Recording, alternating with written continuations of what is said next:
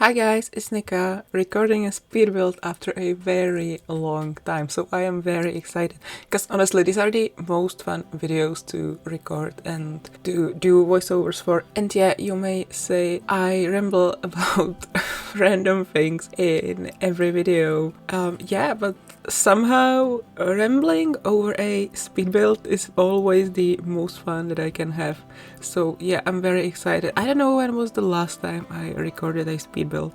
Maybe like 2 weeks ago. So yeah, I'm super excited. And I am building a very special house today too. So that's what I'm excited about too. Because today I am building Nina's Hideaway, which if you've seen my Create a Sim video where I create Nina, you should watch it, by the way. Yeah, if you've seen it, you know that Nina is a newly turned werewolf and she accidentally attacked her little half brother, and she ran away from home. She was lost for a few days. She didn't know where to go. She didn't really have anywhere to go. She has no money on herself. And after many days, she found her way to Moonwood Mill. And this is the house. This is a tiny little, I don't know, cottage? Shack?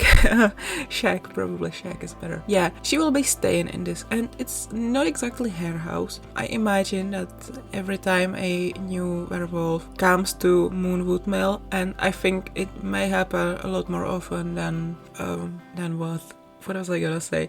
Yeah, every time a new, very lost, very confused werewolf comes to Moonwood Mill, they usually tell them to just go into this little shack and, you know, just stay there until they figure things out and until they are ready to join a pack and stuff like that. So now Nina is the newcomer and she's staying there. And obviously it's kind of a rundown house. It's not the greatest. The bathroom is honestly a bit terrifying. Yeah, and there's not a lot of space, and yeah, there are these stains on the floor, and the furniture is really cheap. So I hope, for Nina's sake, that she will be able to get some money fast and get, you know, some better place, but I feel like she will be staying in this house for a very long time. Because, yeah, obviously you can't really add her to a pack, and the pack werewolves don't really have any houses where she could go, if you know what I'm trying to say. So yeah, for storytelling purposes, I'm saying this is a place where new werewolves come and they live there.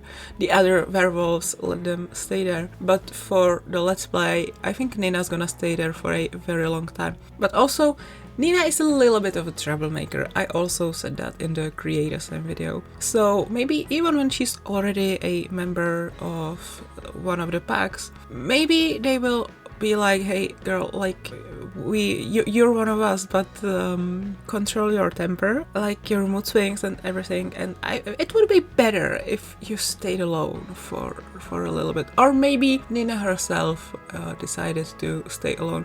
Because look, Nina's not the best person, but she feels really bad about attacking her little half-brother, and she doesn't even know if he survived the attack, or if he survived, she doesn't know if he's like so terribly injured that it will affect him for the rest of his life, or maybe he was fine. She doesn't know, and she's terrified of finding out. And yeah, she feels really guilty about it, and she feels like she should have left her home much sooner, because if she had left sooner, maybe right after her first transformation, right after the first full moon, this would not have happened. And her brother would be safe and you know, healthy, and he would be fine. So yeah, so maybe like one of the reasons why Nina will stay in this house for a long time is because she doesn't actually want to get closer to any of the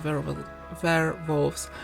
Because yeah, they are werewolves and they are used to getting injured, but maybe Nina she doesn't trust herself to be around other people, and she might be afraid that she would end up hurting them too. So yeah, that's pretty much it. Also, what I did on this lot, the lot is quite big. I think it's like 40 by 30 or something like that. And the actual build only takes up a little space, and everything else I used for just landscaping and making it seem like it's this cottage hidden in the woods. Not really hidden in the woods, but there are all these trees everywhere, and yeah, and I love it very much, and I realized I should be doing this more often, because usually I build on a smaller lot, but the build takes up like half the lot, and the other half is just the garden or the backyard, and I never take time, or I never use any space to landscape and to make it blend in with the environment, or on another hand make the environment a bit more interesting. And I realized that oftentimes when I use like the terrain tools, I realized that oftentimes it feels kind of out of place because I'm using it wrong. Well, there's not really a right or wrong way to use it, but it made me realize that I should be using it a bit differently to achieve the results that I want. So yeah, maybe expect some more like experimental speed builds. Probably not very experimental in the sense of like what you can see in the speed build community, but experimental for me, because I'm really lately with my builds, I'm really getting out of my comfort zone. I used to be the kind of person who pretty much only built suburban houses, and for some reason I was so obsessed with American suburban houses. I don't know why. At this point they seem kind of basic to me, maybe even because I built so many of them.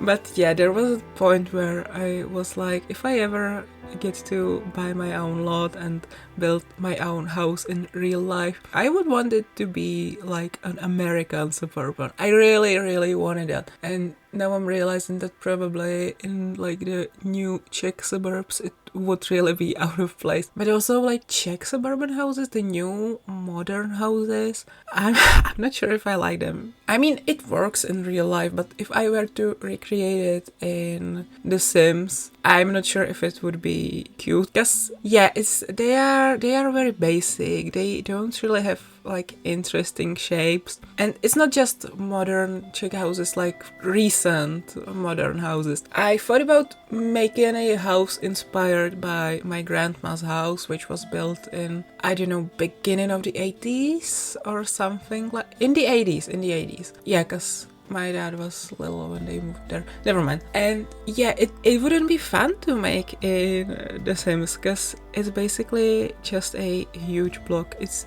just a square with windows and like a balcony and another balcony right on top of the first balcony. So yeah, there's nothing really that interesting, and it works in real life. It looks good in real life. Well, it's not like my favorite type of build, but it works. But in The Sims, it's just... You would think that I am a bad builder if I showed you a block and I was like, that's a cute house. Yes, no, it just doesn't work in The Sims. And that's interesting. And on the other hand, if I saw a house, a very, very pretty house from The Sims 4, if I saw it in real life, maybe that would feel weird too, because it would be like, it would look too good to be true. Sort of, something like that. I don't know, maybe I'm weird. No, but also, like, I would like to live in a house that looks like it was built in The Sims. I would like to live in a house that looks too good to be true. I don't know what I'm saying. Yeah, so more experimental builds coming in February, I think. I hope. There's always a possibility that I will hit a block, a builder's block. And yeah, who knows what I will actually post in February, because right now I don't really have a schedule. I was thinking about getting one and about making it like posting a speed build maybe every Sunday and a townie makeover on a Monday, because, you know, Monday makeover, that has a nice ring to it. But I'm not sure if I want to follow a strict schedule. I don't know, I can always adjust it, right? And then again, I do love my schedules. I love getting everything scheduled, but I'm always a bit worried about getting on a schedule. Like, when I get on it and when I get used to it, it's fine, but starting with a schedule is always difficult. So I don't know. We'll see what happens in February. I have a few ideas of what I could do, because you know, February, Valentine's Day. I have Nina's Let's Play obviously planned.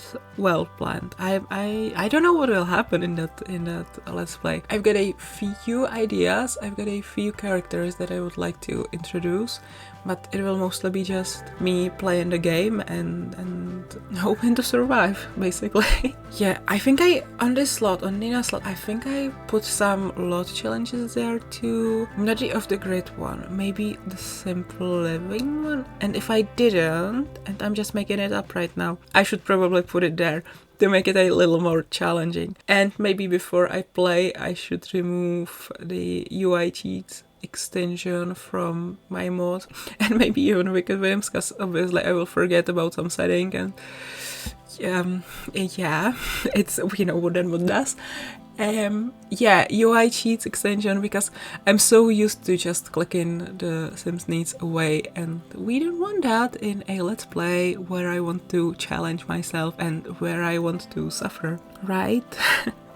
Or maybe I will keep it in and you can call me out on it every time I click the, you know, the needs bar without even realizing I clicked on it, because it's second nature basically at this point. I don't care about my Sims needs. They are hungry, click. No, they are not anymore. Anyway, I have to cut it. So I hope you enjoyed this video. I hope you are excited for my first Let's Play and for whatever happens to Nina. And if you like this video, well, give it a thumbs up, leave a comment if you have anything nice to say. Don't forget to subscribe so you don't miss Nina's Let's Play, and check out my other social media. I love you guys. Thank you so much for watching, and I will see you all next time. Bye everyone. Bye guys.